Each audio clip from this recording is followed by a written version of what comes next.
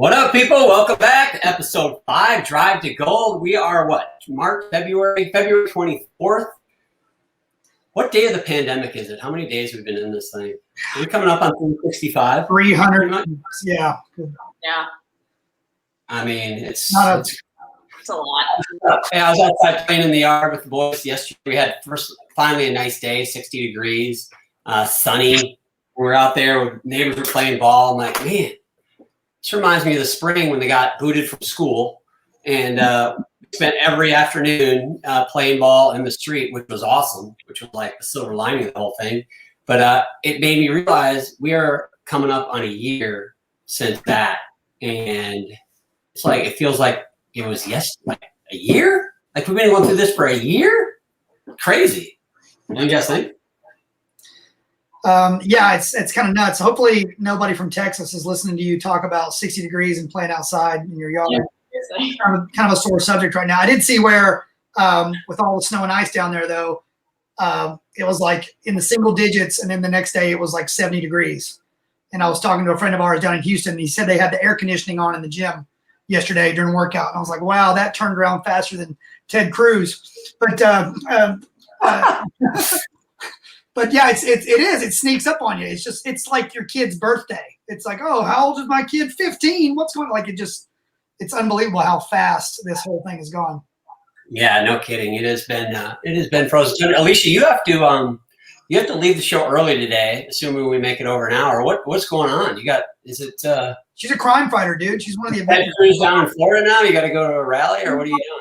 Parent-teacher conferences for pre-K, so it's like whatever. That's you can tell us it's buys and tries day, Alicia. Just be honest. Really, just trying to guys.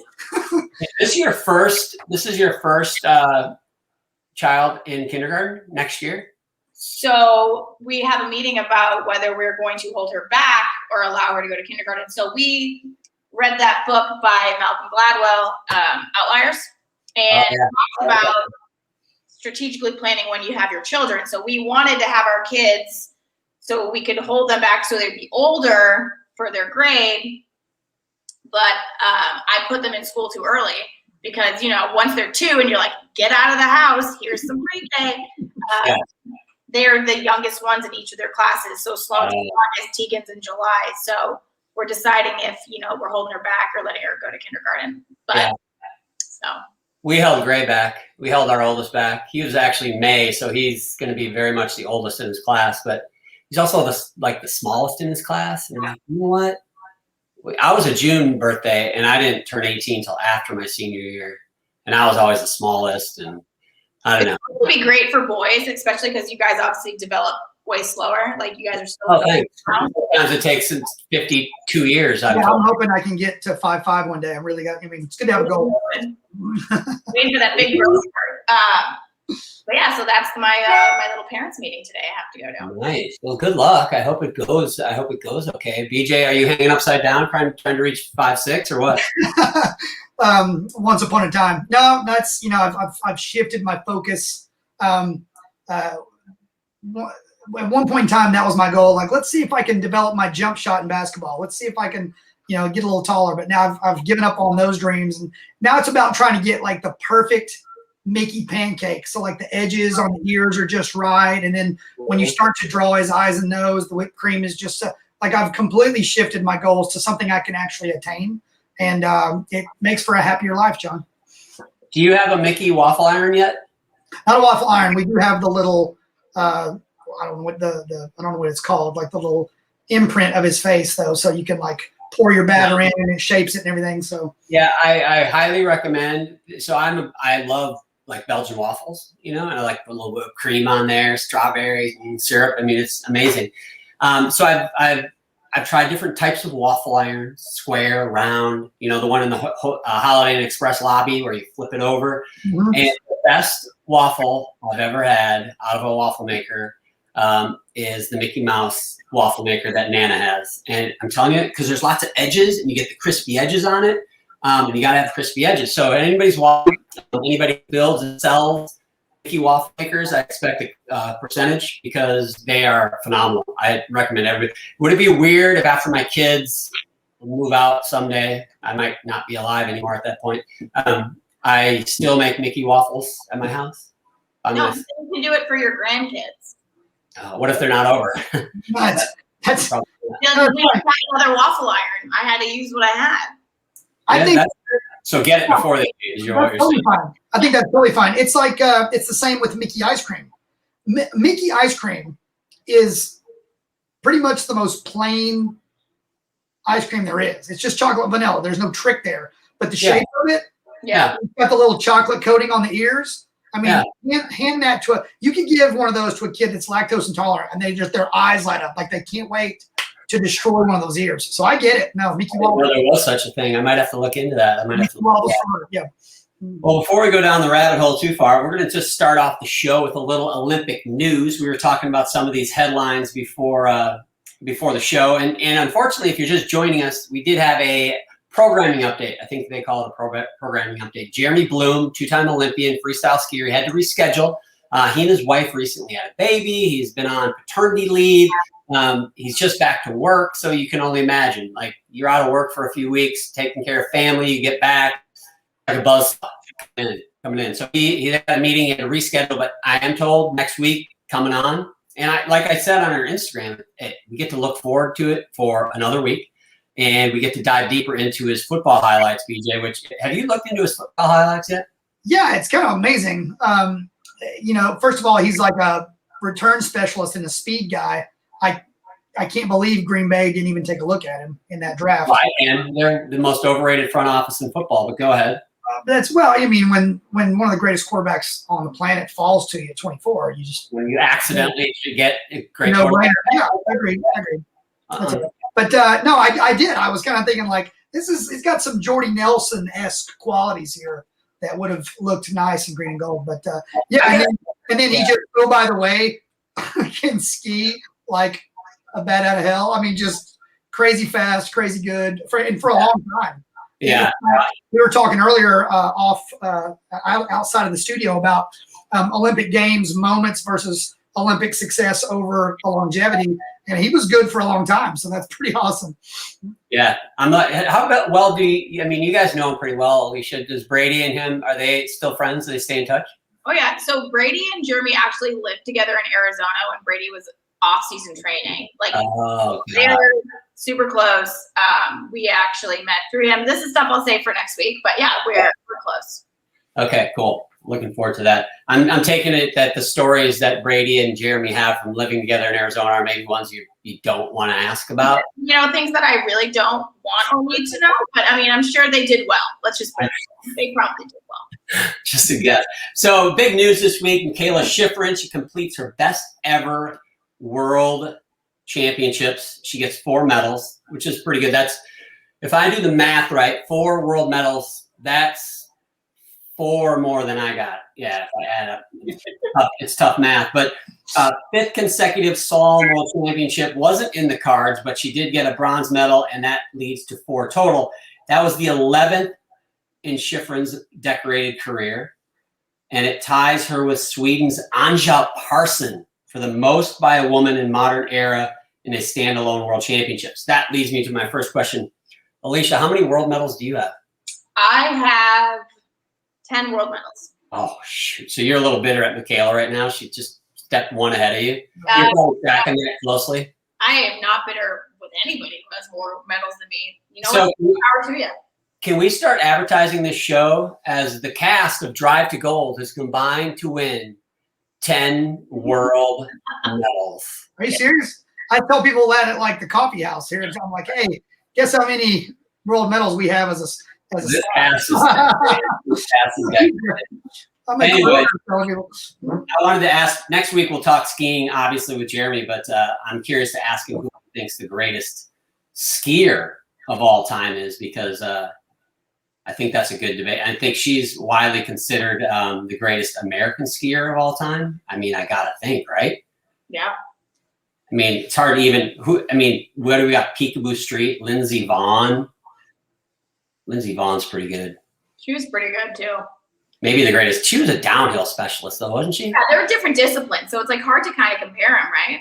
Yeah. But Schifrin's a good example or a good representative for best because on the World Cup circuit, she's won in like 8 different disciplines. And again, there's slalom and giant slalom and yada, yada, yada. We can go on and on, but she's definitely got a lot of hardware. She's been doing it a long time. And then she's not just a one-trick pony. It's not like, oh, yeah, go fast down this hill and that's it. So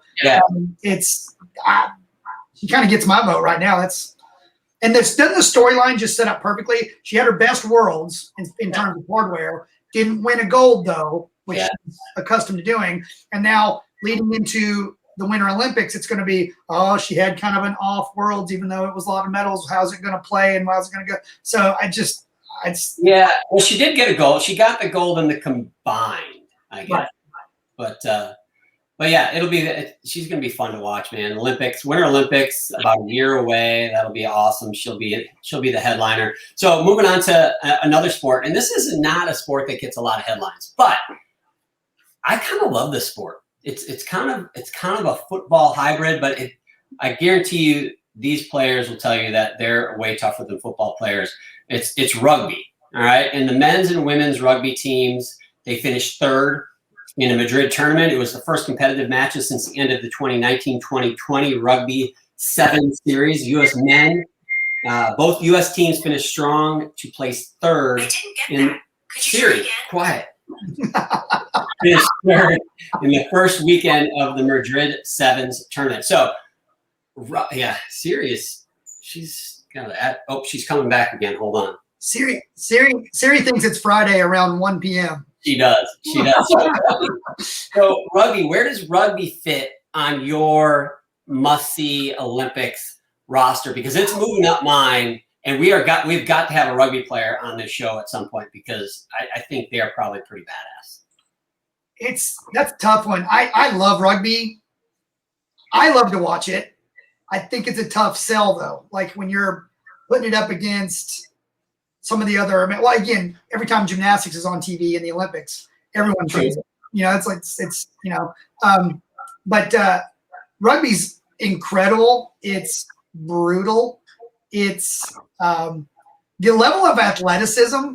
I mean, I don't have the verbiage to describe how amazing what those athletes do. And I agree. I agree that they're tougher than football players. You've seen rugby players at this level switch over to the NFL. I don't remember a story where it was the other way around. Like, hey, you're big and strong and fast, lose the pads and go knock that person over. I think they're both pretty brutal. I think they both absolutely. We're splitting hairs to a degree, but and it's easy for me to say all 165 pounds of my 5'2" frame. Oh yeah, this guy's but I love to watch it. I love to watch rugby. I don't know that it's a popular, if you're talking about everybody watching it, I don't know that it's the first thing that comes to mind. Lisa, are you going to watch rugby this summer? I would watch it. I think if you're a football fan, which most men are, they would find it entertaining, but I think it's just getting it on the TV in front of them to make them actually sit and watch it, because if they're like, oh, rugby, whatever, and they'll disregard it. But once it's on, like Brady, I had been on at a game once and he was locked in. He's like, this is fascinating. And he's like, maybe I'll play rugby. I'm like, maybe not. I mean, he looks good with all his teeth in where they are, so maybe. It's not make my dad have to fix your mouth and then. I think it's just a little bit of the intricacies need to be. If kind of the, when they do the scrum and they get together, then they cuddle up, right? The big bunch, I think you get some of those intricacies hammered out, and I think it's fast paced, it's brutal, it checks all the boxes. That's a good point. Like football is, if you turn on football and you're not a football fan, after a couple of minutes, you can kind of get the gist of what's going on. If they could do that for rugby, you probably have something going there. So Kirsten Gakowski's watching and listening, and she says Rugby Sevens is awesome to watch, and that's all I needed to hear. We're doing it. So both the men's and women's rugby teams have qualified for the Olympic Games for this summer.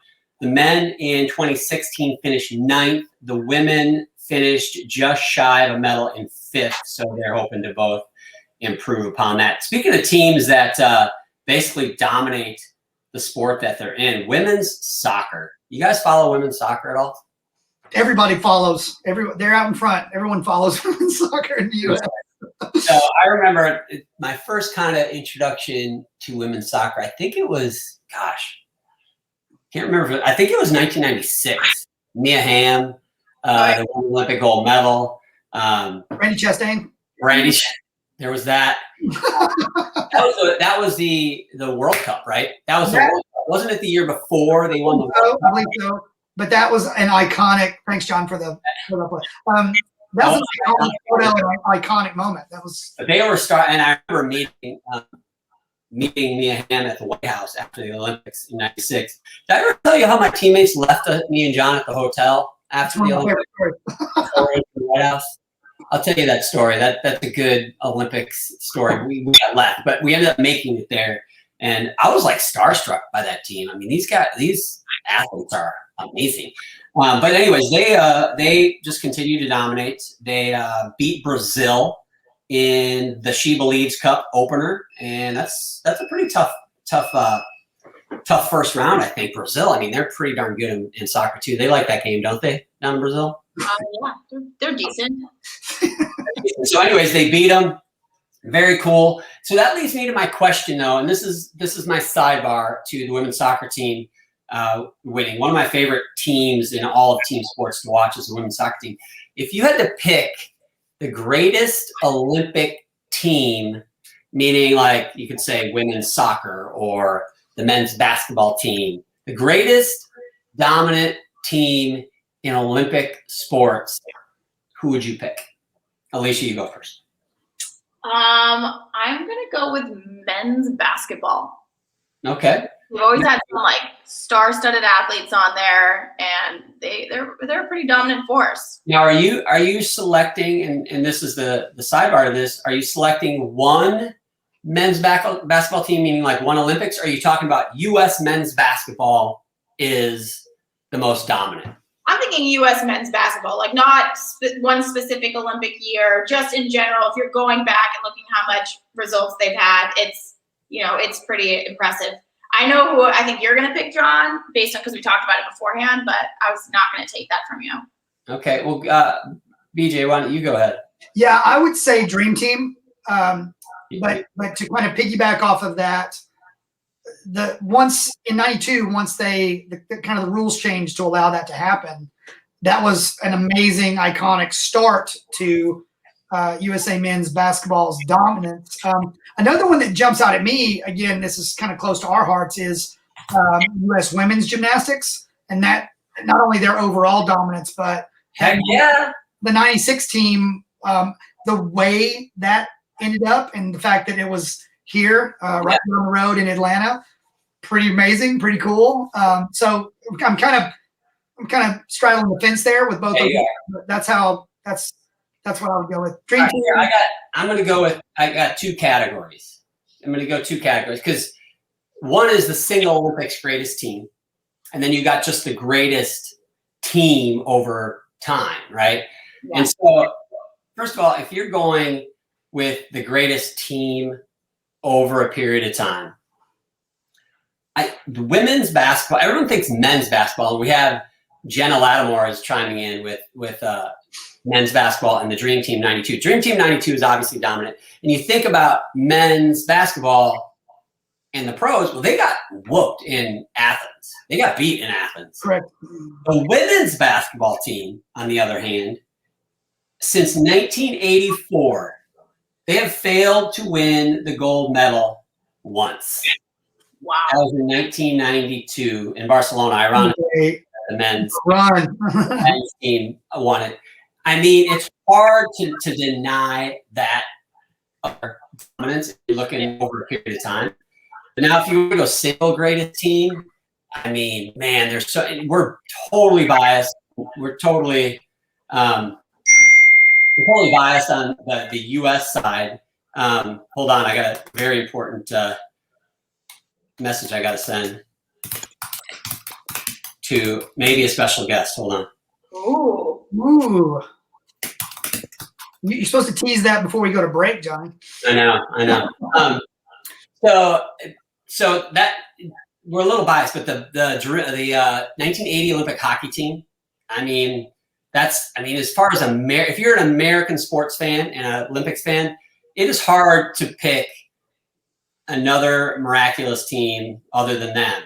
But if you're a gymnastics fan, yes, Jenna, the Mag 7, 1996. So I just wanted to read this, and I want your comments on this because I pulled this up this is from the Sportster. I've never heard of the Sportster. Hopefully they're a reputable website. But this is the 15 greatest Olympic teams of all time.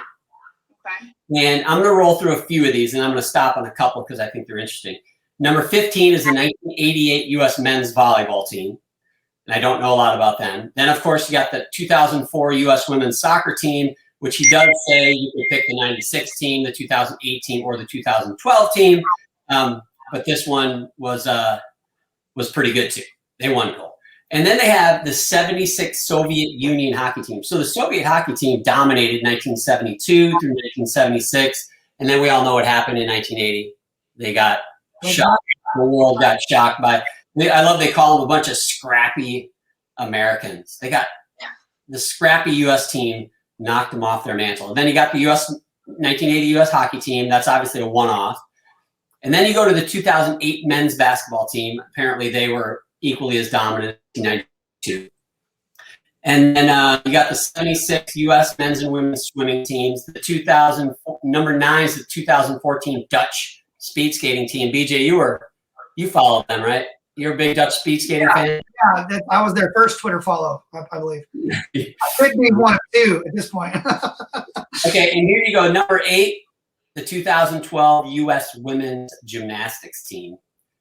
They were pretty good. I remember watching them going, I wonder if they could scratch one of their athletes in 3-up, 3 count and still win. And I don't think they could have, but it was starting to get mighty close. Number 7 is beach volleyball's Misty May Trainer and Carrie Walsh. They're so amazing. I love that. They're awesome. Oh, this one. Okay, this one I love because I know, speaking of Twitter follows, BJ, you absolutely could be the first Twitter follow on this one. It is the 1936 U.S. men's rowing team. Were you big on that one? Did you follow them? No. I'm going to read about them because these guys are amazing. So, for some reason, as I said, 1936. For some reason, the 36 Olympics were held in Nazi Germany. The 1936 U.S. men's rowing team is one of the greatest all time, based entirely on circumstance. Almost entirely on circumstance. The German men were dominating rowing that year, making Hitler and the Third Reich proud. The final rowing event of the games was a men's cox to 8. Rowing for the Americans was a ragtag bunch of kids from the University of Washington that had been together for less than a year. Germany was expected to win easily with Italy. You'll be proud of that, Alicia. Seen as their only real competition. Going into the final stretch, Germany held a commanding lead over the Americans. With several sick rowers, it should have been impossible for the U.S. team to catch up to Germany. Somehow, though, they did. In the last few meters, they pulled even with both Germany and Italy. It was a photo finish, which I didn't even know they had photos back then, that the Americans won by just over a half second. They may not have been the winningest team in Olympic history, but shocking Hitler and all of Nazi Germany in such dramatic fashion makes the 1936 U.S. men's rowing team one of the greatest nonetheless. Is that sweet or what? It is sweet, but immediately I'm thinking like, how did they get out of there alive? Seriously. You just literally boat raced the German favorites on their own turf, and then what are you gonna do? Wave at the crowd and just keep rowing. Just go down, just keep rowing until you get to the Netherlands or whatever's next door. Yeah, wow, yes, that's incredible. That's incredible. So you kind of wonder. I'm reading between the lines here. So how, with several sick rowers, did a highly overmatched U.S. team catch up to the most dominant?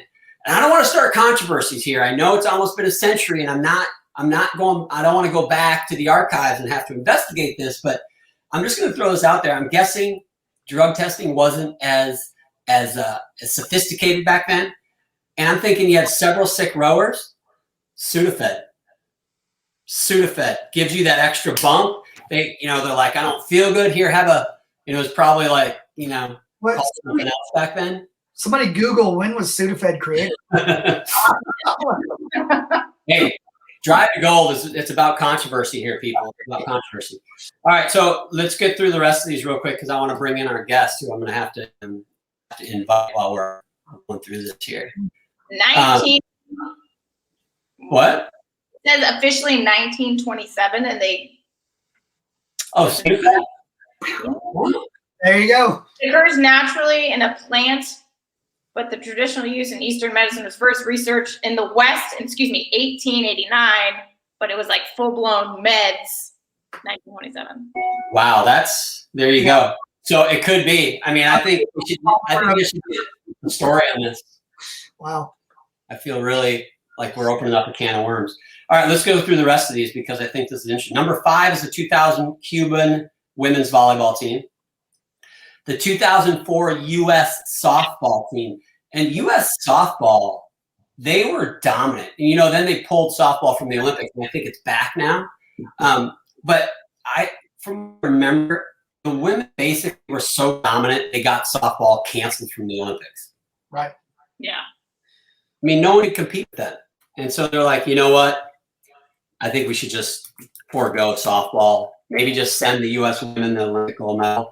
That too, because that's kind of that was the narrative. Like they were so good, and everybody was paying attention to Finch, and then it got pulled, and everybody's like, okay, that's gone. On to the next thing. It's like just change the channel on to the next thing. But it was dominant. It was complete dominance. So I just invited our guest, and if you're one of the few people that are listening live, and hopefully we get a lot more website viewers and all that, but you're lucky because you're going to get especially if you're a gymnastics fan, because obviously we're going to go gymnastics heavy today. We got a special guest coming on that I think you're going to be happy to have joined us today. So while we're waiting for that guest to come on, 2004 softball team was 4th. 3 was the Canadian women's hockey team from 2014. Ooh, that's a sore spot if you're an American. Although, didn't we win the one in a shootout? I don't remember. It was amazing. And then here's another one of BJ's favorites: the 1928 through 1956 India men's field hockey team is number 2. What year? From 28 to 56. So another potential Sudafed. From 28 to 56, the India's men's team won gold in every single Olympic Games. Running. That That's incredible. is incredible. Hold on. Sorry, I'm multitasking.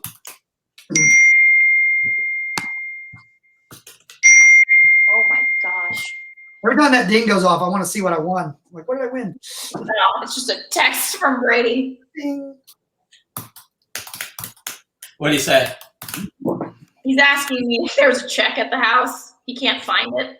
I'm like, well, I will look around. I don't know. A check? What do you need a check for? IDK. I don't know. I have to keep track of everything in this house. Of course. Everyone. Does that shock you? All right. Do you guys want to guess what Sportster thinks the number 1 team in Olympic history is?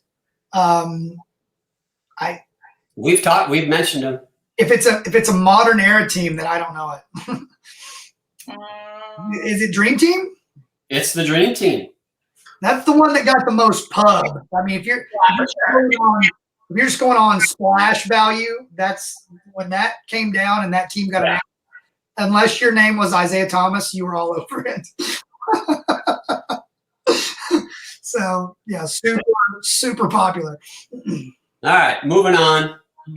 I like lists. I'm a big fan of lists. Aren't you guys a big fan of lists? What's your favorite type of list, Johnny? Not the honeydew list. It's not the. No, definitely not the honeydew list. I mean, I love top 10 lists, right? Yeah. Christmas lists. Oh, Christmas list. Well, yeah. I mean, Christmas lists. It's not all about the list for me anymore. It's about the 4 or 5 months of Christmas that you enjoy leading up to Christmas. 4 or 5 months. Yes. Yeah. Well, how long do you do it for? Doesn't everybody do that? No, like the day after Thanksgiving, the day after Thanksgiving until Christmas Day, Brady was taking down our Christmas lights. Let's just put it that way. He needs to get with the program because that's ridiculous. That's ridiculous. All right. The next thing I want to look up, and this is we talked about this in one of our earlier shows. We're still waiting for our special guest. So when he gets, I just gave it away. That's a he. Dang it. When he comes on, we'll bring him in to one of the current events in our sport coming up. So the playbook recently came out for the athletes competing in Tokyo, and yes, we're like on the forefront of the news here at Drive to Gold because we said weeks ago that the Olympics are going to happen, and everything points to the Olympics happening. That random guy in Japan came out and said that he didn't think they were going to happen. And we said, no, you're incorrect, sir. They are going to happen. And that's the way everything's going right now. The Olympics look like they're going to happen still. Everything is full speed ahead. So the playbook, for those of you who haven't followed Drive to Gold, which you should, we're on Facebook and Instagram and Twitter and right here live and our website, drivetogold.com. The playbook basically has the parameters and the legalities of going to the Olympics and protocols for COVID and 14-day this and 10-day quarantine that and give us your firstborn, check your pet's temperature, the whole 9 yards, right? So they came out with like the delegation protocols, right? And that's, you have head of delegation and you have different support staff and things like that. Well, they came out with the athletes and coaches. And so I thought I would bring up a few of these as we're talking here, and it's pretty interesting. And I'm trying to just find the general ones. And obviously some of them are pretty obvious, like keeping physical interactions to a minimum, avoid physical contact, 2 meters of distance. I'm curious how that's going to go. It says keep 2 meters of distance. And we all are accustomed to 6 feet here in America. Okay. How is that going to translate when you go to Japan? Are they in the southern hemisphere? Because the toilets flush the other direction. And that's the other thing you gotta watch out for. Yeah, below the hemisphere, they go the other way. How are we going to be able to handle 2 meters versus 6 feet? That's just going to be tough on the silly Americans because for some reason our country won't get with the program and switch over to the metric system. It's because we're stubborn, I guess. I have no idea. Our military does it, but we won't do it. So once our athletes catch up to that, everything will go fine. So that won't be a big deal. Alicia, do you think that's going to be a problem? No, I don't think people really are going to fall within those parameters anyway. It's a good time for socializing, and athletes are going to want to socialize. But you need a point with something like that. Anytime you're doing distancing, you need a point of reference. So if you go to the end of the original Star Wars movie, A New Hope, when Luke is talking about how he used to bullseye womp rats in his T-16 back home, they're not much bigger than 2 meters. So that's like, you have to have that frame of reference, Johnny. Thank you for that. Star Wars. I'll interject this. You were talking about how the guy in Japan said it might not happen, and all signs point to, yes, we're going to have the Olympics. Yeah. At a rather sizable gymnastics event, junior gymnastics event this past weekend, and amongst some parents, but mostly coaches and staff putting on the event, that was a big question. Are the Olympics going to happen? And everyone was kind of leaning toward no, but no one could tell you why they thought no. Yeah. And it's because of these buzz headlines that are like, hey, we polled all of the people in Tokyo, the people chopping up frogs and in their rickshaws and doing whatever they do. We asked them, do you think it's going to happen? They're like, I don't know. So it's amazing how there's this swell. It takes one bad headline. Yeah, there's this swell of like this sentiment that it's not going to happen, but there's no reason to think it's not going to happen. All right, so the time has come because we've got a very special guest, and he's very gracious to join us. It's his first time on Drive to Gold, hopefully not his last. Please welcome the high performance director, or is it director, Tom Forster, to the show. Tom, thanks for joining us. Last minute, just hit you up about an hour ago, and here you are. Thanks for joining us. Yeah, thanks for asking me. Yeah, absolutely. So, you know, we want to talk about the upcoming Winter Cup. And I think for gymnastics fans around the world, and certainly here in the United States, they've been just pining for gymnastics. Yeah. And we've gotten some collegiate gymnastics back, which I think a lot of people have just been loving and appreciate. Club gymnastics has gotten going to some degree across the country. And it's funny because I think you could probably attest to this. You go to so many gymnastics meets in a typical year, you just tell yourself, man, I just don't want to go to a gymnastics meet this weekend. And as years gone by, I'm like, BJ and I go to a lot to promote, especially BJ now, to promote camp. And we find ourselves in the last like going, I just want to sit and listen to level 5 compulsory floor music for 18 hours today. I just want that. But so the big national event coming up, Winter Cup for the men, and the first time for the women. Tell us about how excited you are about this event. Well, you know, it's been a long time since we've seen people live, so I'm excited to see everybody and really happy for them to get in a situation that's not super pressured and do their routines, because I know they're all really itching to do something and to get back on the floor. And also they want to see each other. You know, they miss really connecting with one another. Yeah. So for those people that are watching at home, you know, what does this meet mean? First of all, like, is it a national team selection? Where does it go from here? Are there international assignments being selected? What does this meet mean to these athletes? Well, let me back up. If this were happening a year ago, because this weekend was planned a year ago, but it was going to be in a camp situation, and from that camp we would have picked athletes for 4 different international assignments: Canada, Italy, Germany, England. And so this year,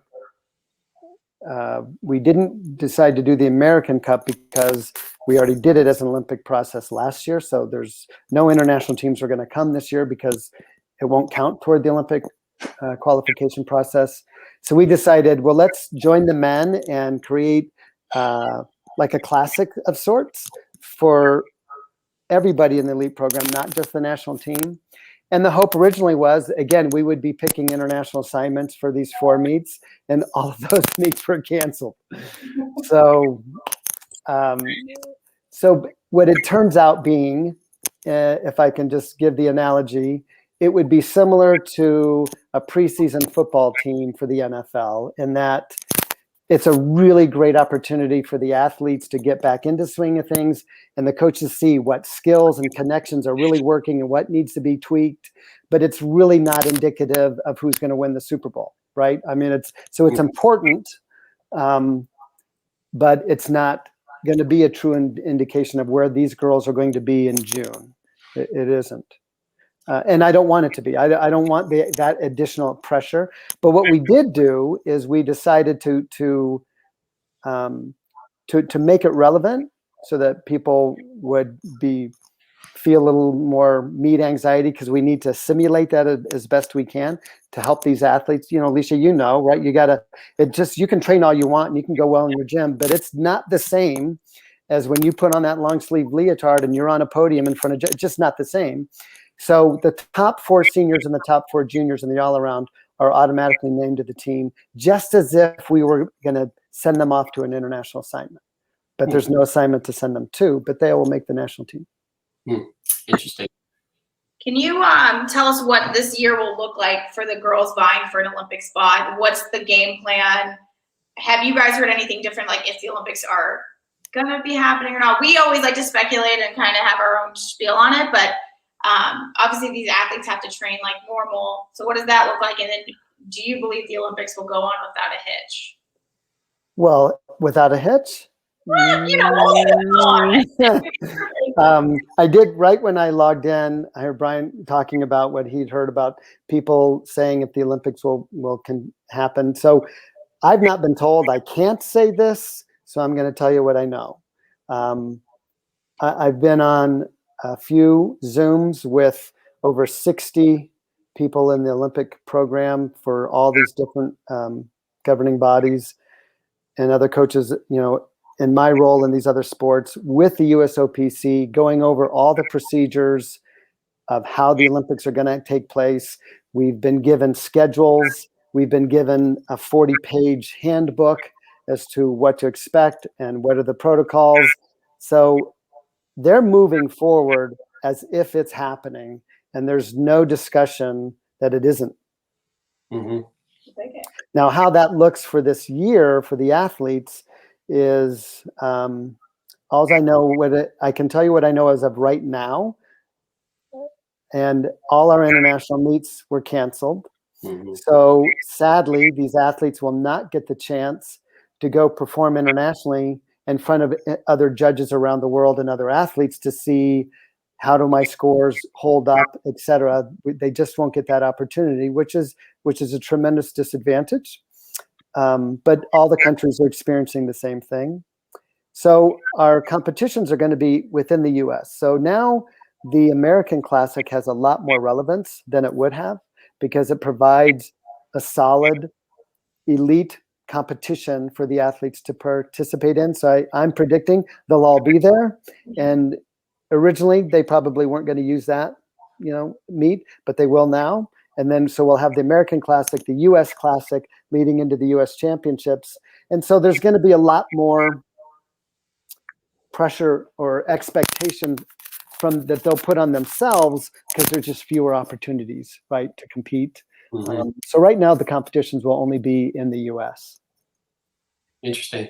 One of the big names competing this weekend that I think people will be interested to see is Lori Hernandez. What can we expect from Lori? We haven't seen her, gosh, has it been since, I guess, the last Olympics, right? She hasn't competed since 2016.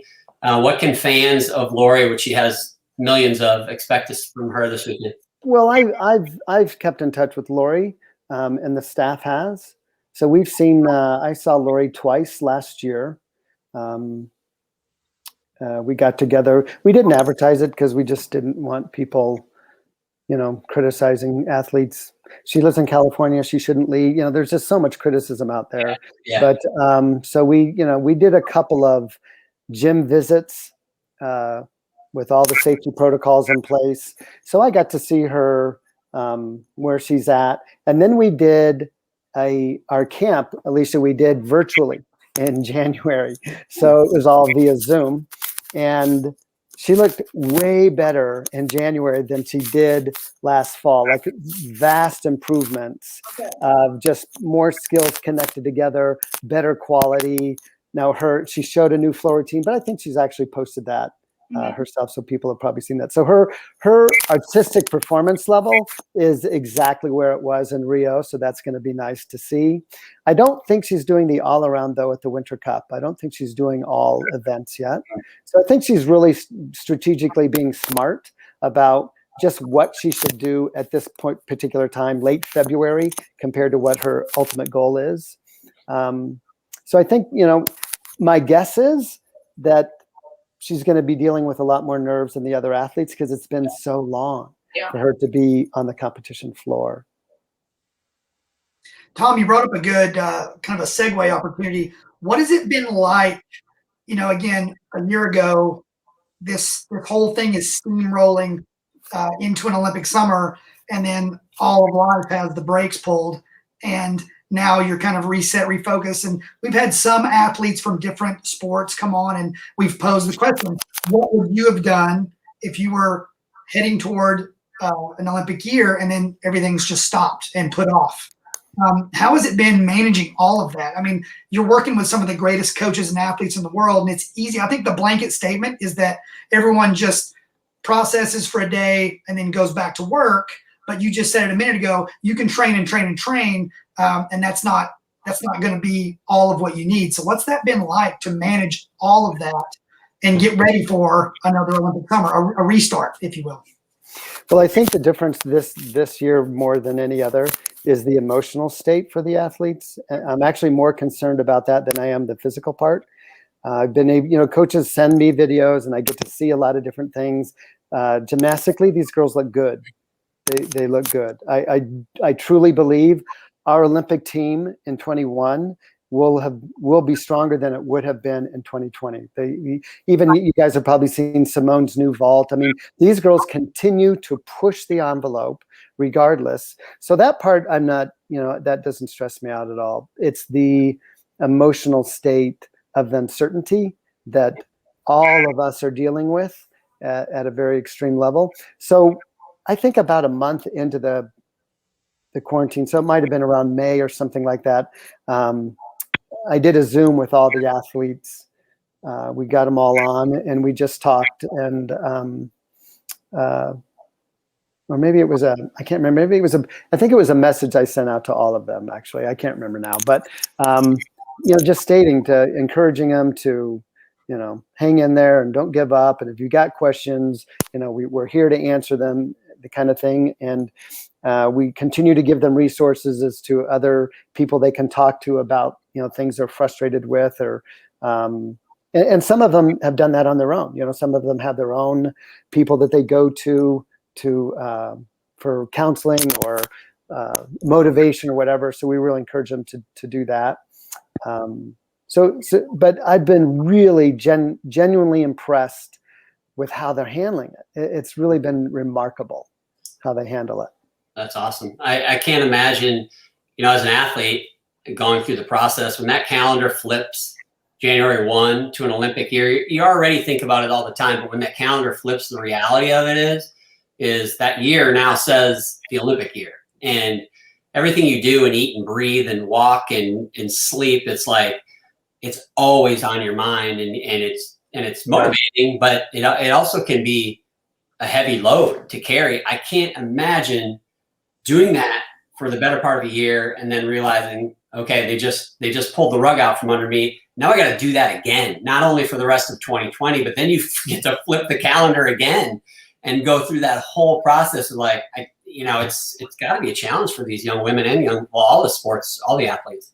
Yeah, and John, I think the bigger challenge of that is, you're right. They all did that in 2020 when the calendar changed, and then the rug got pulled out from under them, and the world is still kind of uncertain a year later. So when it changed in 21, I just don't think they weren't as confident about resetting that. I mean, they're like, I want to reset, but I don't know. So, and we all were hoping that things would get much better with COVID right off the bat, and it didn't.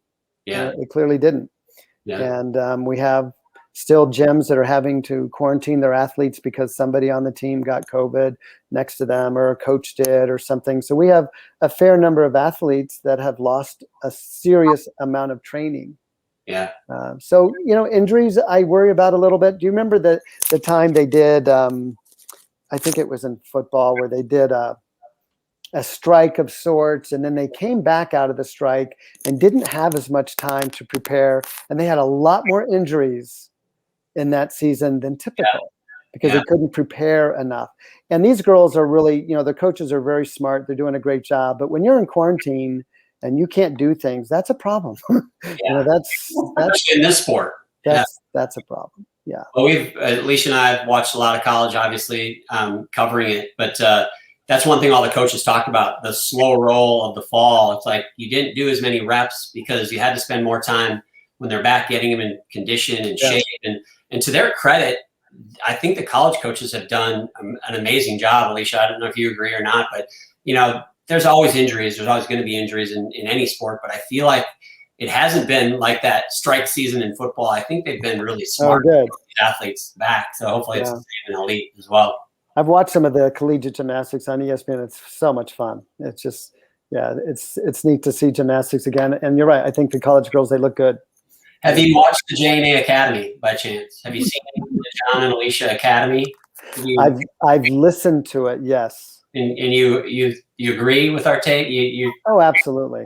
Okay. I just want to make sure we got the endorsement, so now we can go public with your endorsement. Yeah, absolutely. I fully endorse you. Hey, much lighter note. We are huge fans of Chelsea Memel, and how can't you be? What do you think of this comeback and her at 32, a mom, just loving and doing gymnastics?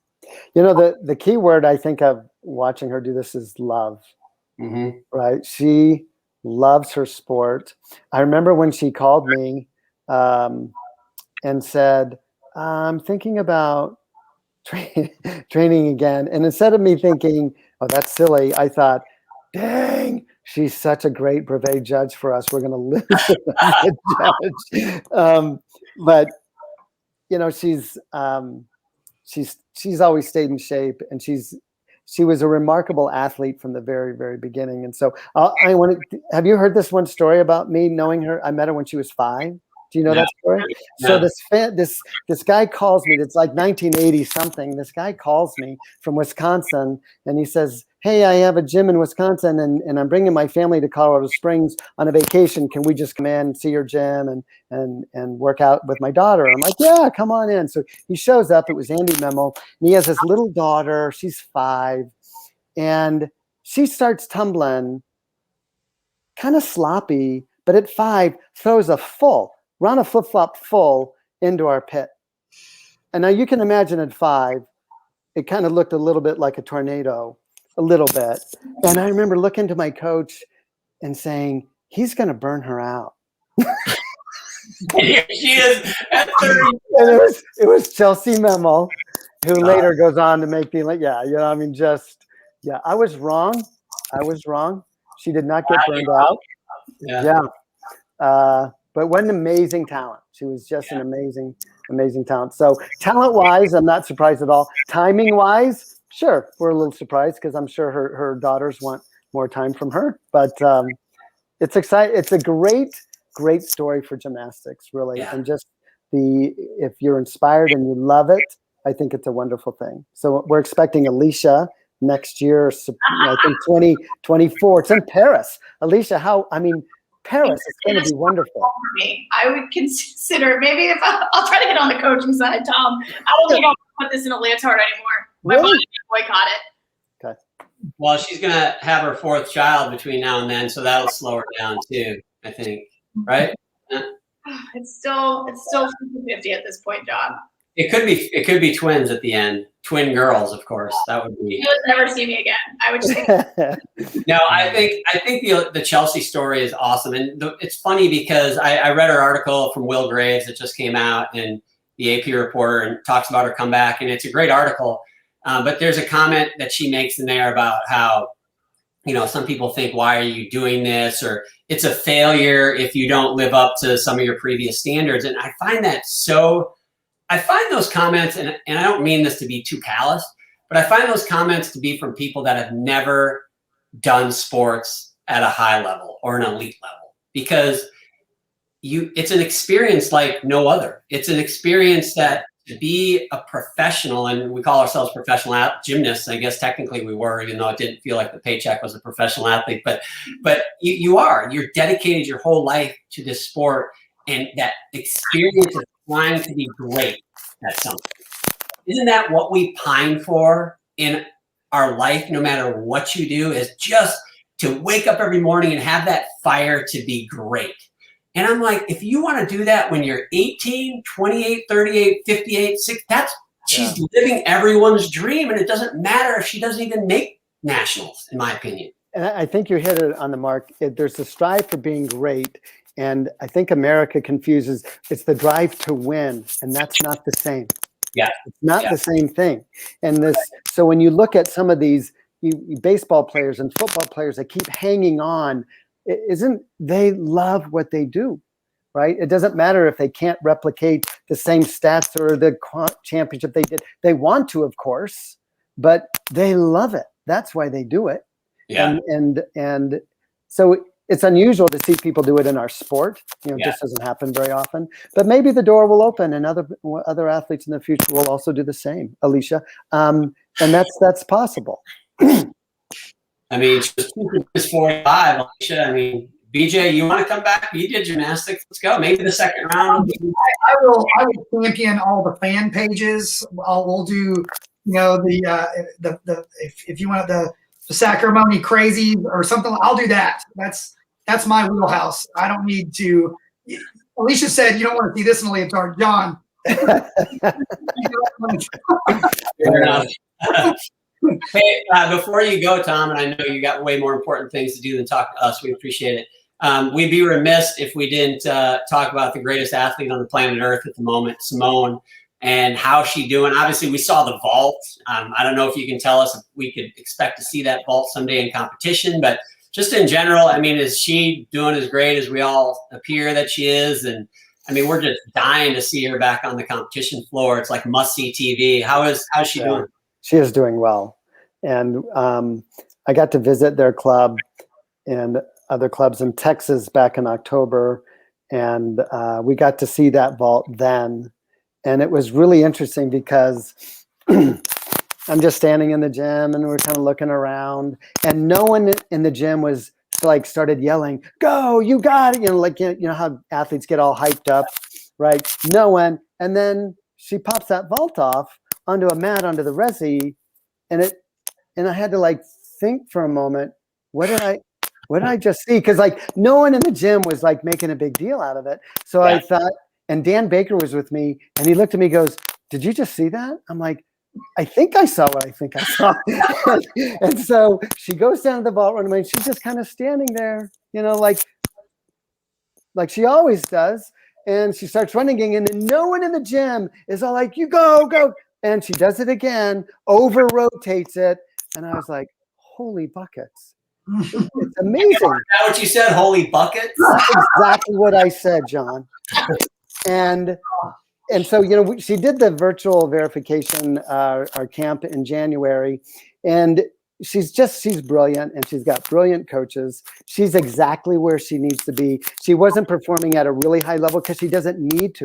In other words, she's got all her skills, but it was just at where she needs to be at this time of year. They're really, really smart. It's going to be so much fun to watch. Yeah, she's amazing. Do you really think that this is the last Olympics we'll see her in? I mean, it's only 3 years now to the next one. I feel like she could, she could do what I did after retirement and eat McDonald's and donuts for 3 years and still win by 6 points. Like, is this really going to be it?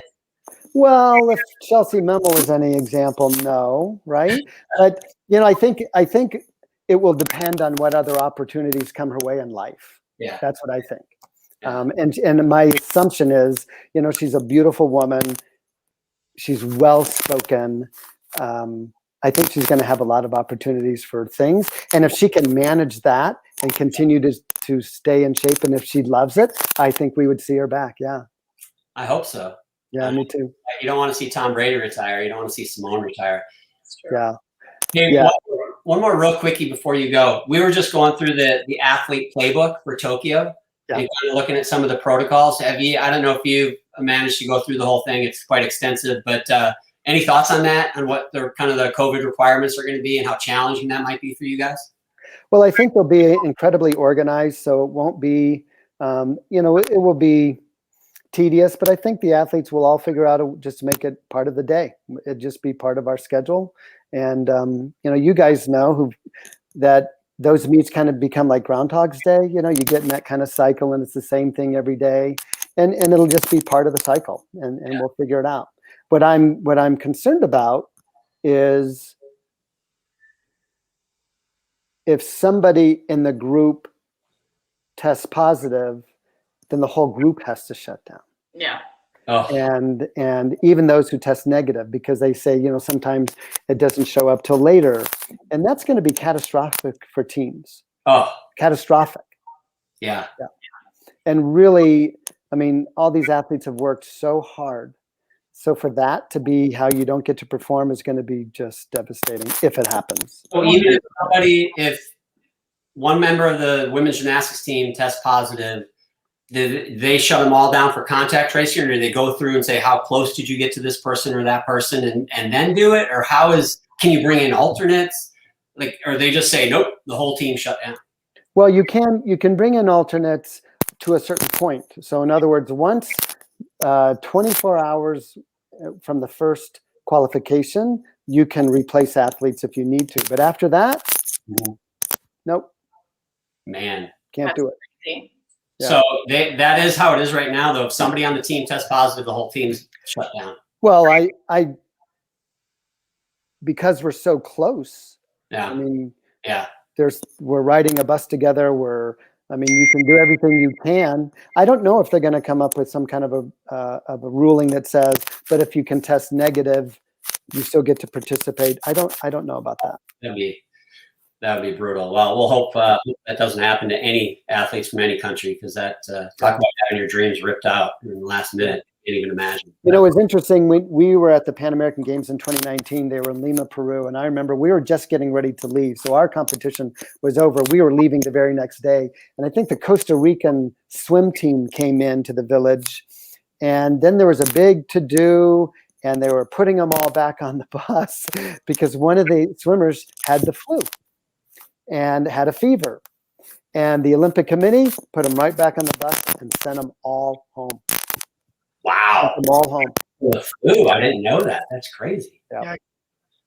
Yeah, because, you know, in close quarters like that stuff spreads. Yeah. And they know it. So they just said, you're out. Can't be here.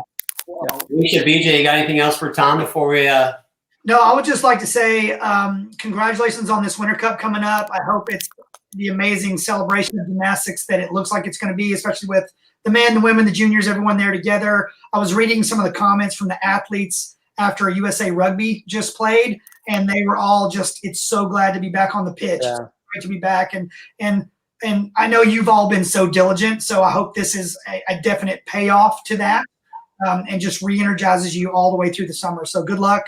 Thank you. Thanks. Yeah, it's going to be great.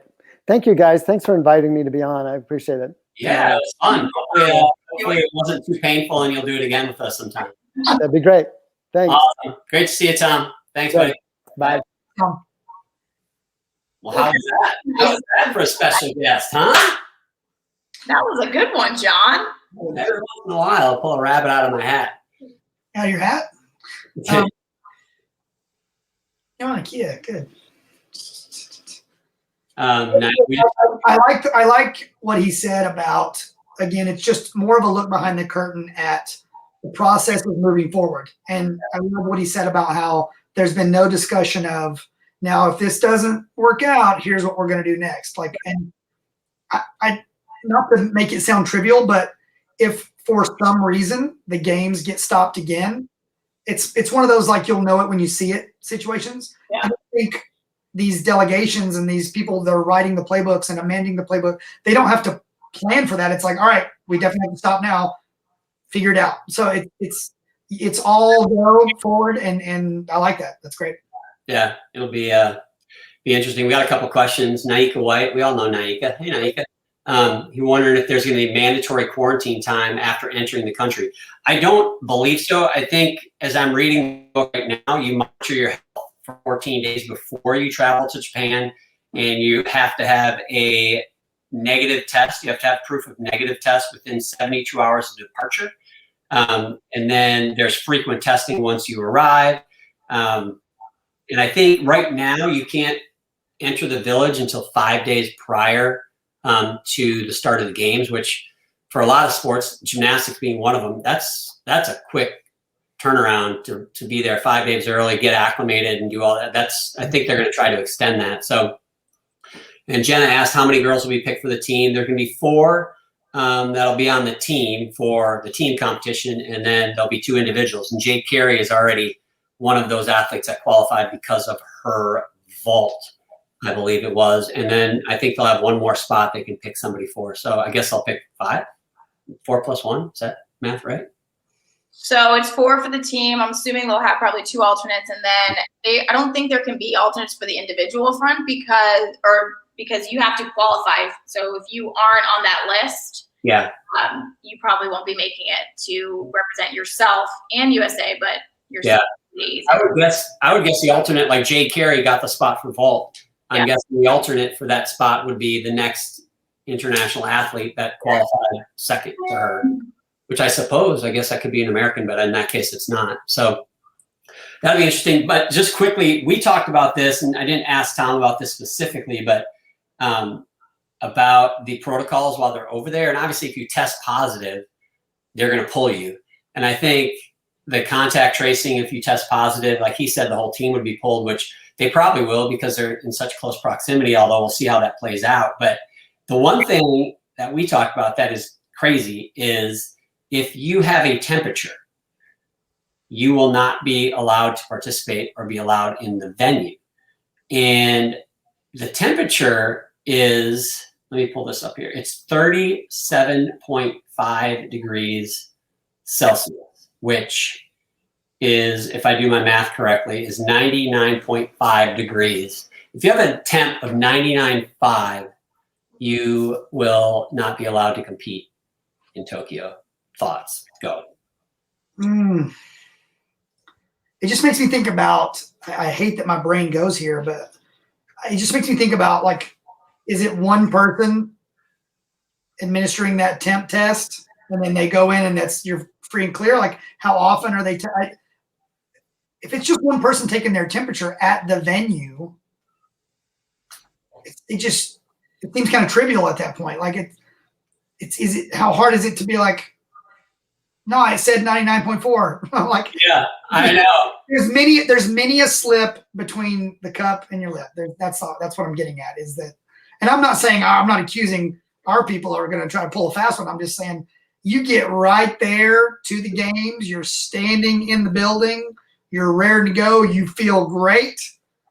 What if they got some crazy temp gun that's got, I mean, there's so many issues with that one thing, that one protocol that have nothing to do with the people involved. So it's just a lot of moving parts, So I went to a museum with my kids down in Miami a couple weeks ago, and they had this machine. It wasn't even a person. It like scanned your whole body and took your temperature. Yeah. So now maybe you don't have a guy with, who's like temperature happy, like shooting off, being like, oh, got a bone to pick with her. She's 99.7, ain't going in. Yeah. But then you also have like the technology front where like everything can be hacked now. Like I told you guys, my Shake Shack app got hacked. That's right. It did. My Twitter got hacked last week, by the way. It was awful. Right. So, I don't know. I feel like 99.5, people might just run hot. Like, and be perfectly fine. They just have a naturally warmer body temperature. And that's a whole other wrinkle to that thing. And then let's say you get it all ironed out. This is unhackable. We got our numbers. Maybe it changes from one hard line to a spectrum, if you will. And then is there a second thing that they test later to verify the first? Like, where does it end? I guess is. Yeah. Well, here's what it says in the book. Prepare to have your temperature checked every time you enter a games venue.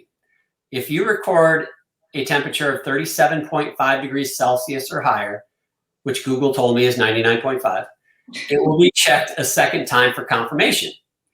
If you again record a temperature of 37.5 degrees Celsius or higher, you will not be permitted to enter the venue. Notify your COVID-19 liaison officer to follow their instructions. You'll be taken to an isolation area to wait for further measures. Could you, first of all, Google also told me that normal range can be up to 99.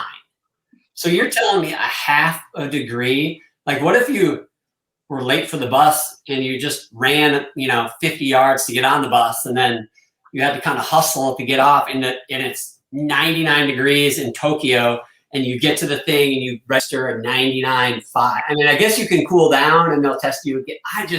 That margin for error. And then you guys mentioned it. What's the margin of error? What's the tolerance of these thermometers? I mean, we did temp checks all last summer, and it's like you test them, you check them 20 times, and you're probably going to get 15 different temps. Yeah, you get enough redos, if you will. But then you brought up another point. We found out through those temp checks last summer, one thing we told our staff, hey, try not to do a grueling CrossFit workout and then 30 seconds later go get checked. But what we found out is that the human body produces sweat, and sweat does exactly what it is designed to do, which is to cool you down. So you would have people that were running hot, but their forehead is sweaty, and you take a temp and it's lower than they might be. There's so many pitfalls with this. That one topic, that one hinge, it's a Pandora's box is what it is. I would tell the bus driver to put the AC on about. Exactly. So then there's the gamesmanship part. Like, what can we do to offset and control more of this uncontrollable thing? So, well, what if there is a way to game the temp check machines? What if you can put something on your skin, or gosh, I don't know. I mean, it's probably stupid, but trust me, somebody had tried to figure it out. I mean, you jumped on Google and in 5 seconds had information. Someone's spinning that problem right now. There are people use that, like, so if you have an injury or whatever, it's like an ice spray. Like I used to have like you bust an ankle, you land short, you spray it. It was like liquid ice. I don't know what it was, but somehow we got it. And I used to use it when I was competing. Just spray it right on your forehead and be like, let's roll. Yeah, let's go. That's amazing. Yeah, So, I'm sure there are people working the problem right now. yeah, well, I just Googled how to manipulate your body temperature. And the first thing that came up, yes, your mind can control your body temperature. How to control your body temperature with your mind. If you can control your body temperature, what if you could control somebody else's body temperature with your mind? So so there's someone's gonna walk in and they'll be like, hey, your temp is good. We're gonna let you in on your temp, but we're actually throwing you out of the games because you're a Jedi. Is that Well, if you can do that, then you could just extend that javelin throw to like unfair advantage because you are close to the Force? Is that what we're My wife just sent us a message that says every athlete will be taking ibuprofen every day. I'm like, yeah. Hey, you're about to go to the venue here an hour ahead of time, pop a couple ibuprofen. I mean, I'm an athlete. If you do that every day, does that mean, never mind. Yeah. Interesting. So somebody just asked, is Simone out for vault because Jade Carey won that spot? No, everybody who's on the team that competes for team can qualify for individual events as well. So it's just that Jade qualified because specifically of vault. But here's an ironic thing about Jade Carey is if you're Jade Carey, if you're any U.S. female gymnast, if you make the Olympic team, unless you get COVID, somebody on your team gets COVID, you are going to win an Olympic gold medal, right? We all know that. I mean, it would have to be the most epic collapse in gymnastics history for them not to win because they're so good. So if you're Jade Carey, knowing that, hey, if I make the team, I'm going to be an Olympic gold medalist. But I actually qualified for this vault because of the vault spot. And so, and to compete, she'll probably make finals on vault. And I think she gets to do all the events, even though she only I'm pretty sure. No, she only does vault. Okay. I thought she could do more events than me. So she's not, I mean, she's got to go against Simone in the vault finals. So it's like, you're destined for silver, hopefully, right? We talked about it. Like, Simone's going to win. So like the next best thing, you're like, hey, my gold medal is silver. Because Simone's like, already locked that down. So what do you do? If you're her, you're like, man, do I gamble? Because I think she has to turn down the spot before she goes to the U.S. Olympic trials. So she has to accept or deny that spot. What would you guys do? Take the shot to be an Olympic champion, or go with the sure thing and be an Olympian and probably win a silver medal? That is tough. Yeah, that is tough. It makes me think about when I constantly lose to you at cornhole, John. And I know there are people that would love to be in those shoes, but it's a dark, dark place to be. It's a difficult road.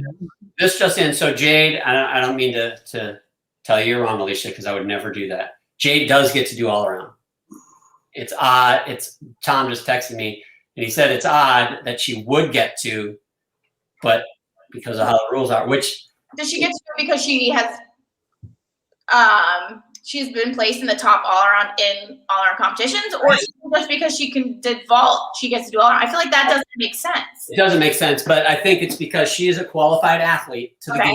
She gets to do whatever event she wants. Now think about this. What if Jade Carey, and have you seen some of her workouts lately? First of all, she crushes. She's the second best tumbler and vaulter in the world behind Simone, most likely. So just assume she's, second on those two events. Her bars have started to look really good. She does a killer double dismount. What if she made the all-around finals, which I assume there's still a 2 athlete maximum, right? What if she was the second highest U.S. all-arounder?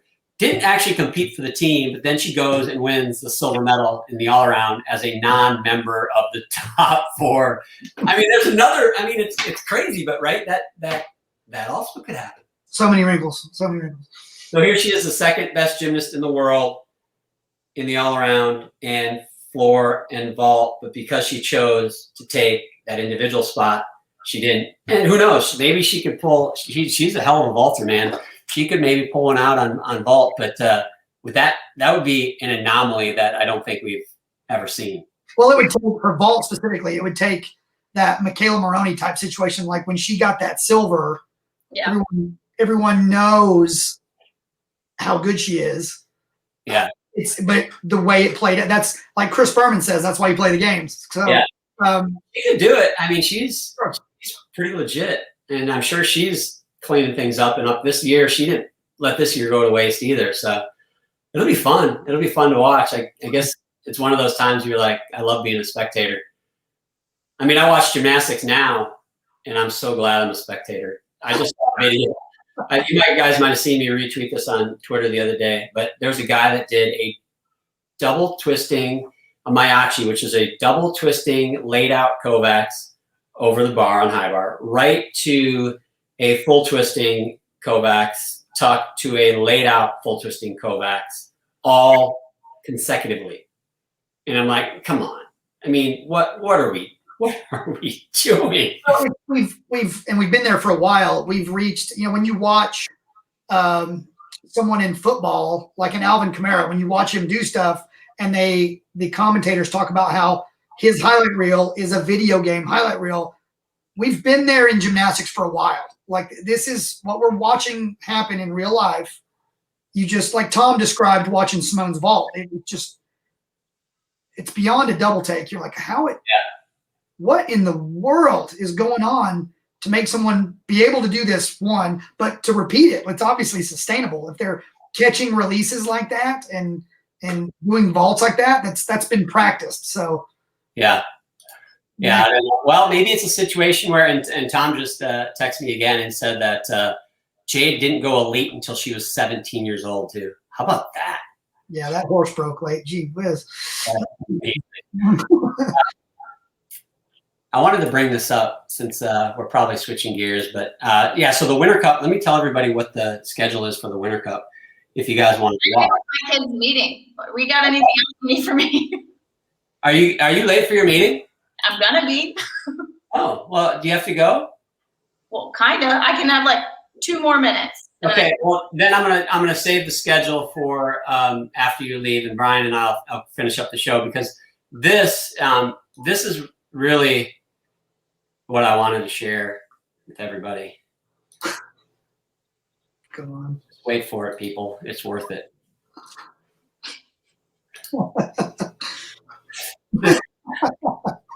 Still make that face, by the way. So Alicia is the greatest sport in the world, and she can almost make fun of herself as much as I make fun of myself and BJ makes fun of himself. When everyone after the test is debating whether the answer was 6 or 7,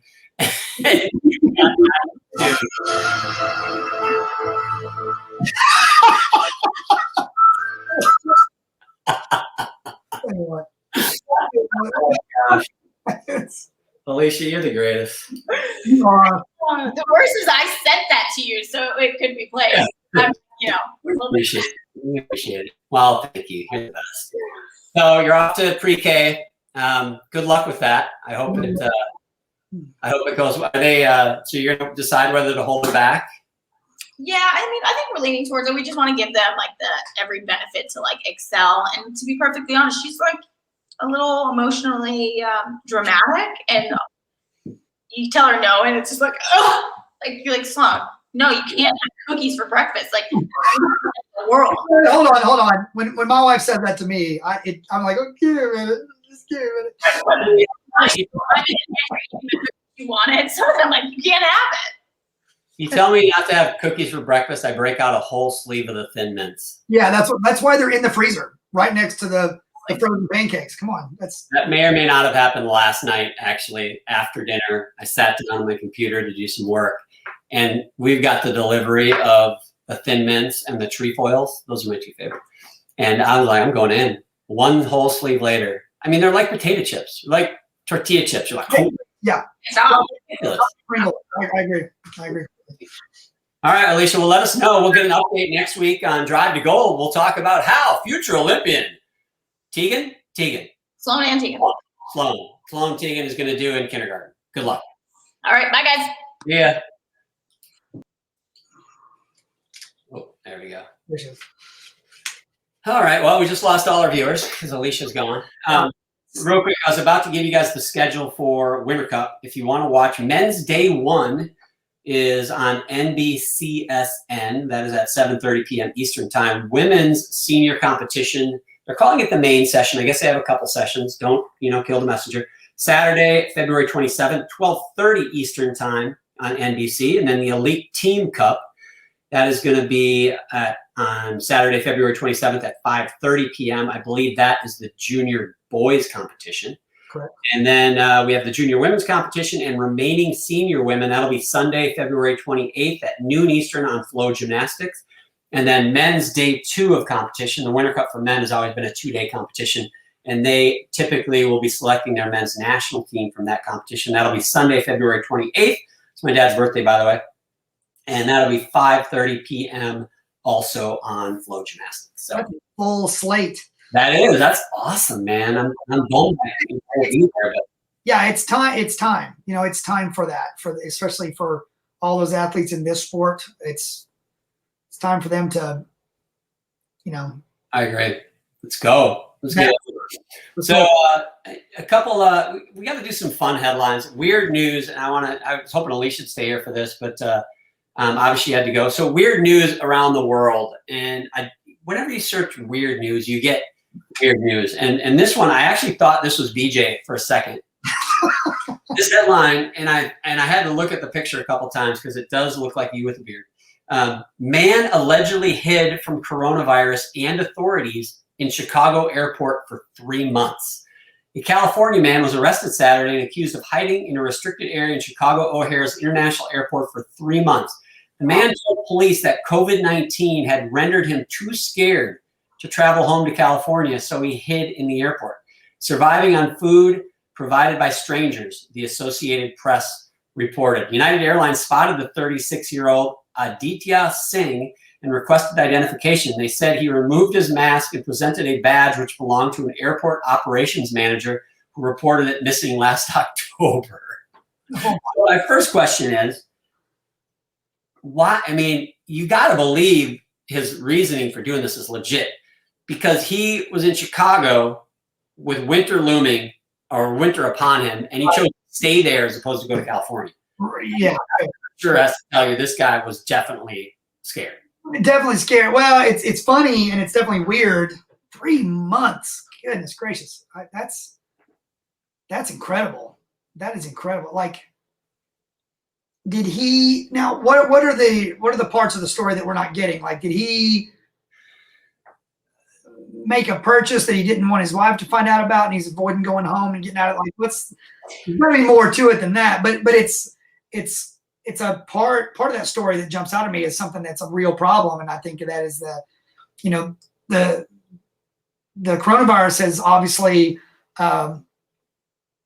changed all of our lives. I hesitate to use the word forever, but it's created not only a physical challenge to overcome, but the mental hurdle. I mean, that guy was scared straight into sleeping in a Chicago airport for 3 months. O'Hare. And let's talk airport security for a minute. Well, exactly.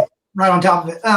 That's incredible. Yeah. I think that fear is a real thing. That's a real. I know. It is. It's crazy. So Singh faces felony charges and criminal trespass in a restricted area of an airport, as well as misdemeanor theft charges. Cook County Judge Susanna Ortiz set bail at $1,000. She also said if he came up with the money, he would be prohibited from returning to the airport. Gosh. So that leads me to my side question. If you are going to hide out in any place in the country, similarly to Mr. Singh, where would you choose if you could choose any place to hide out? Where would you choose? You're asking the wrong person that question. I got mine. I've got a tree picked out right now. That is a good, I'm trying to think of, obviously airport's a very public place. I'm trying to think of something similar to that, like you're hiding in plain sight. Doesn't it, I'm just going to throw a dart. Could you go into a Cabela's somewhere? Those places are enormous. And you grab like a fishing vest and a hat and a couple of galoshes, and you just kind of find a sale, like a coat rack, the sale rack, and you just kind of get Are you a mannequin? You just mannequin? Like, couldn't you just kind of disappear in one of those places? Again, I mean, you mentioned the one gentleman had a badge that had gone missing. All you need in there is like a name tag, and you can just throw that thing on, and you just kind of, I'm checking these reels, and you. Oh, my name is. BJ. There are snacks. There's bedding. There's sleeping bags. There's all. I mean, what is a tent display? If there's a display with tents, you just climb in there. You're good to go. Yeah, I'm with Coleman. I'm here doing a 72-day product exam. I'm testing this tent for the next 90 days. You know what? When are we off the thing? I'm going to go to my local Cabela's and scope that place. My place would be Disney World. Magic Kingdom, dude. That's not I might do that anyways. COVID or no COVID. I feel like that would be much more expensive to hide there, but you would do it anyway because why not? It's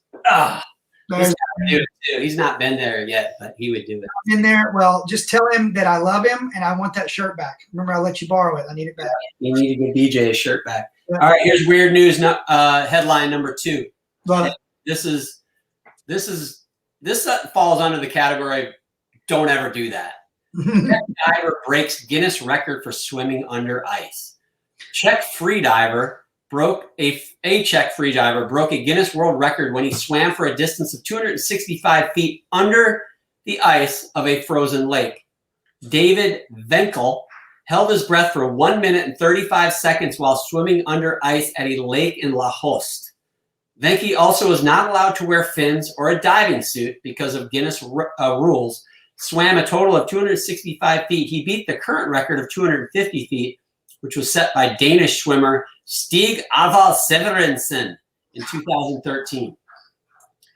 There's a lot, yeah. Are you in? Is that a record that BJ you would like to challenge at some point in your life? I don't know that I would enjoy watching someone break that record. I mean, the anxiety. You're hoping he comes up on the other. I guess you got a rope probably under there. That was going to be my question. Like, do you have a foot so you can? Because you got to have rescue divers under there. What if you go the wrong way? I don't understand. If you can't have fins in a suit, I'm assuming you can't have a rope to pull you. How do you know for sure what direction you're going? What if you get off path? I don't know. Can you imagine? No.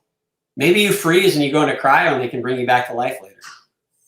Yeah, I mean, there's got to be some wiggle room as far as, here, you can do these 1 or 3 things to stay alive in case you don't break the record and you want to try again next week. I mean, there's got to be people with suits under there guiding them or something. I would imagine so. Pretty clear, though. You could see pretty good. So that leads me to my sidebar question on this one. If you were going to break a Guinness Book of World Records, what would it be? Well, it's easier to say what it wouldn't be first. I wouldn't do. Hot dog eating, I can tell you that. Yeah, it wouldn't be any sort of eating anything. It wouldn't. I enjoy sitting down to eat, especially with friends and family, and I don't want to be like, well, I'm never touching pizza again. I don't want to ruin something forever. So it's easier to say what it wouldn't be. But this is going to sound negative. I'm usually not a negative guy, but I'm not that good at anything. There's nothing where I'm like, yeah, but I can really stack Oreo cookies really well. And if I stack, have you ever done it? Stacked Oreos? It's hard to do with a 2-year-old now. I mean, River. Why don't you set the record for the most Oreo cookies filled with toothpaste eaten? Your daughter apparently likes making those for. Now, Hadley will beat me to that one. It won't be me that takes that crown. But yeah, that's a tough one because I'm, going back to you were talking about you're enjoying being a spectator in gymnastics. I enjoy reading about that stuff. I enjoy, retweeting those fun facts. I got a fun fact for you. I bet you did. You might have known this because I'm sure I bragged about this at some point. I actually am in the Guinness Book of World Records. I think I knew that, but I can't remember. It's escaping me. It's a golf related, ironically. So that's right. in the Guinness Book of World Records as part of a team Mm-hmm. that hit the most golf balls in a 24-hour period. You remember the number? What was the number? It was in the like 40,000s or something like that. That's a number that you either know so well, like as if it's tattooed on your face, or you put it away in the back of your brain and you never talk about it ever. Yeah, no, here's how it worked though. We had shifts, right? And we went, I had a 12-hour shift and I hit balls for 10 minutes every hour. And you had to hit them. They had to go 150 yards and they had to go within a certain triangulation, which BJ, I know what you're thinking right now. I probably hit one of those every 10 minutes. Here's the amazing thing. So somebody would tee up the ball for you, right? So you have a driver and you literally swing, and just keep going while somebody teed up, but basically as fast as they could tee it up, you're hitting the ball. And it is amazing how you can adjust your golf swing when you are hitting hundreds of balls every 10 minutes. Like you get in this rhythm, and I could literally like start to aim my ball within a few feet. Like it was. What you're saying is that I shouldn't complain about my golf game anymore. I should put a little practice into it. That's what I kind of feel like you got that. You slid that under the door there, that comment. That's well, what we should do is we should, every time we play golf, have somebody tee up like 10 golf balls in a row and you hit them. And then the 10th one is the one that counts. Can we do that? Hey, that sounds amazing. I love playing golf for 6 hours. My wife will love it too. Yeah. All right. So our last crazy headline is we got Sam Balls on the show. Shout out to Sam. Great. He's probably supposed to be doing homework or something right now. He's probably supposed to be in class. Welcome in, Sam. Good to see you, buddy. So Alaska woman attacked by bear. That's not that unusual, right? Just it probably doesn't happen a lot. But if somebody said, "Hey, man, this woman was attacked by a bear," you'd be like, "Oh wow, that's how many bear attacks we have a year?" Probably. They call it Tuesday. How many times have an Alaska woman been attacked by a bear while using the outhouse? Because that's what happened. I got out there, sat down in the toilet, and immediately something bit my butt. Right as I sat down, Shannon Stevens told reporters. The Alaska woman had a scare of a lifetime when using the outhouse in backcountry, and she was attacked by a bear from below. Yeah. What? I jumped up and I screamed when it happened. Said Stevens. Her brother Eric and his girlfriend had taken snowmobiles into the wilderness February 13th to stay in his yurt. Okay, first of all, you just took snowmobiles out into the middle of nowhere in Alaska and you're living in a yurt. I mean, that's crazy in itself. It is nuts. But I mean, that's a very Alaskan thing to do. Seems like I mean, they're about 20 miles northwest of Haines at this point. Oh yeah, Haines. I've been there. It's right up the thing. Yeah. Yeah.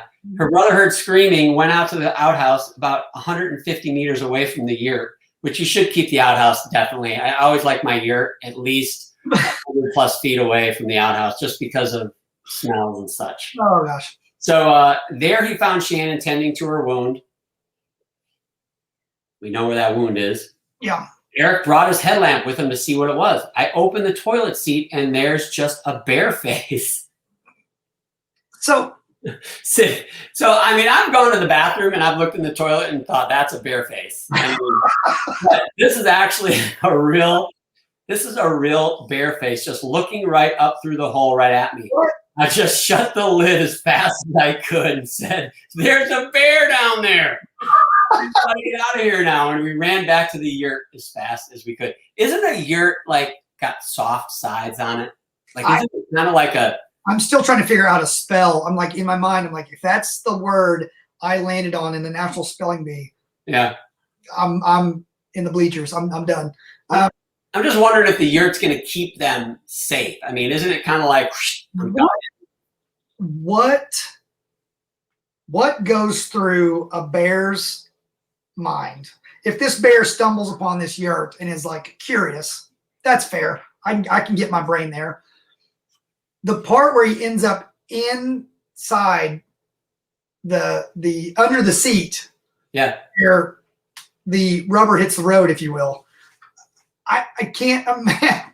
I can't imagine. Like, yeah, there's a threat to you. You're going to get bitten by a bear, but isn't there more of a threat to the bear? Like that bear is not going to make it. That's not going to.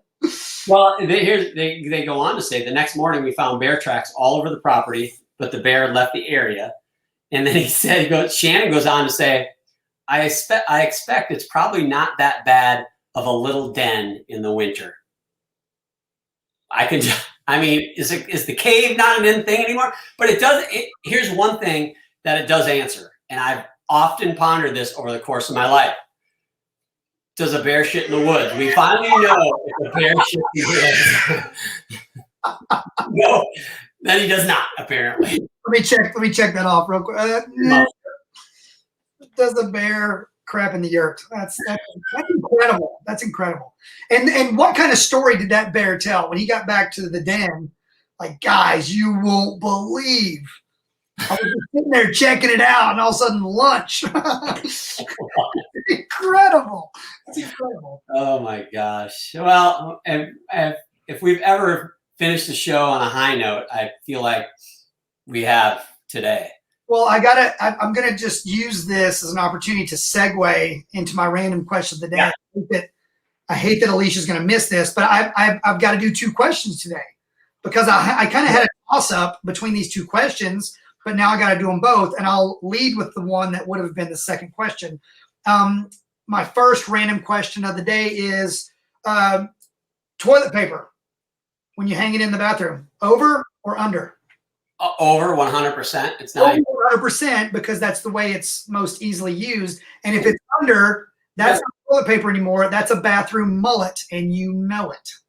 Oh, good point. Yeah, it's over every time. It's got to be over. It's terrible to put it under. But this is a question I would like to ask Alicia. Maybe we'll revisit this next week. We were talking about the best Olympic teams at one Olympics or over history, and it kind of got me thinking, like, man, what it would be like to be on one of those squads. I mean, I wouldn't play, but it'd be cool to be on one of those squads. And then I thought, what would you rather be? Would you rather be the star player on the worst team, or would you rather be the worst player on that amazing team, that historic team? What do you think? Well, if you play though, if you're the worst player on the best team, do you still get playing time? Well, if that means I'm just sitting on the bench the whole game and I don't get to play on the best team, no, I want to be the star player. That was the rabbit hole I tripped on. Was if it's gymnastics and I'm just going to sit there in my cool warm-ups, I feel like that would wear off pretty quick. So no, I want to play. I want to be out there. If you're in basketball, you'll probably see some minutes. I mean, you're not going to start, but you're going to see some minutes. But it's an interesting. My brain immediately went to, if you're on that best team, whatever the sport is, I feel like it's a good culture. There's a great, there's great discipline. There's great accountability. And yeah, you're the worst player, but you're going to get better. And I would hope you contribute on some level, even if you're not one of the key cogs. So yeah, that was where my brain went first. But you're right. If it's gymnastics, you want to be out there and you want to go. Yeah. I mean, let's assume you're getting significant playing time or lineup spots or whatever it is. And so you're contributing, but you're just the worst player. Right. You're in a situation where your team's gonna win, right? Which is cool, but but you also probably get pushed to be better. For sure. You're gonna become the best that you could be. If you're the best player on a bad team, you might not feel that push. Correct. Through, but you could also maybe help your team. But I guess your caveat is it's the worst team. So you can't technically help your team get better because the rule is they're the worst team. Agreed. I'm going to go with the worst player on the best team as long as I get to. The caveat, the floor is you're involved. Like you're not just sitting there in really, really amazing warm-ups. And yeah, you're not out. Well, keep in mind too, like who was the worst player on the 1992 Olympic men's basketball team? Christian Laettner. I mean, well, that's good. I mean, you can be the worst player on the best team, and you're still pretty darn good. For sure, that's fair. That's fair. But Christian Laettner is a tough example because he's got his own stardom and fandom apart from that. Like that's the ultimate, but being on the dream team. But that's a good point. That's a good point. You'd take it. There you go. As long as we play. I just want to play. It's like basketball. Did I tell you I like to play basketball? I like to play basketball. I'm not any good, but I run and I jump and I miss a lot of shots. My basketball love starts at that game Double Dribble on the original NES. I really like. I spent too much time on that. That was NBA Jam. So there was definitely a love there, but it ended there. Like I you'd rage on Double Dribble for a couple of hours, go outside. Someone would throw me an actual basketball, and I'm like, oh no, let's not ruin. You can be an Olympian. Let's not ruin a good thing. You can be an Olympian. Hey, this is River, everybody. This is River. This is the one that I taught a lot of those amazing words to that we talked about in other shows. Amazing. Do you want to say anything to BJ or anybody listening? No. Do you want to tell them any words that I taught you? My wife's looking at me with a really bad look. Your wife is using those same words off camera. Never mind. All right, buddy. You want to say goodbye? Yeah. This is about it. This week is going to be the week that we finally get Jeremy Bloom on. So if you guys were speaking about Tom Forster, we apologize. But next week it's going to be awesome. If you don't know who Jeremy Bloom is, if we have gymnastics people on this, you want to come on next week because he is super impressive. Was a college football player at Colorado. They made him quit because of NCAA rules because he was a skier and had sponsorships, and ultimately that prevented him from continuing his football career. He went into freestyle skiing, moguls, two-time Olympian, world champion. After skiing, went back to football, was drafted into the NFL. He's a little dude like us, BJ, but he is fast. And check out some of his highlights. YouTube them. They're amazing. And his family is super amazing. Like high achievers is an understatement for the Bloom family. Molly Bloom, if you guys don't recognize that name, his sister, you probably heard of the movie Molly's Game. Yep. She is Molly. His brother's like a cardiovascular surgeon. I mean, they're a crazy, interesting family, and he's a super interesting dude. So we're going to talk football. We're going to talk about the Olympics and skiing, which we just had a great skiing event, world championship with Kayla Schifrin. So we'll talk that. We'll talk Olympics. We'll talk life. We'll talk football, and it's going to be awesome. What do you think, BJ? Can't wait. I can't wait. Be sure and join us next week for show 6. Show 6. They haven't taken us off air yet. No, we haven't taken us off air. They can't. All right, everybody. Thanks for watching.